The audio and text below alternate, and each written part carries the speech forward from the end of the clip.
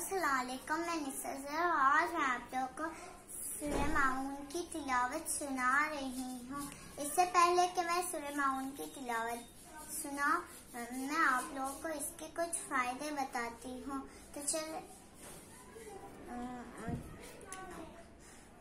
जब जो इस सूरह को पढ़ता है उसके नमाज और रोजे कबूल हो जाते हैं, और जिसके नमाज और रोजे कबूल हो जाते हैं उसको अल्लाह जन्नत में दाखिल करता है।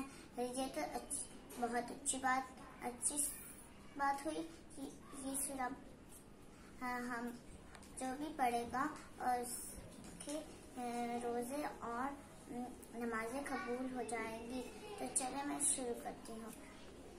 औज़ुबिल्लाहिमिनश्शैतानिर्रजीम, बिस्मिल्लाहिर्रहमानिर्रहीम। अरायतल्लज़ी युकज़्ज़िबु बिद्दीन, फ़ज़ालिकल्लज़ी यदउल यतीम वला यहुज़्ज़ु अला ता'मिल मिस्कीन, फ़वैलुल लिलमुसल्लीन अल्लज़ीना हुम अन सलातिहिम साहून अल्लज़ीना हुम युराऊन व यमनऊनल माऊन।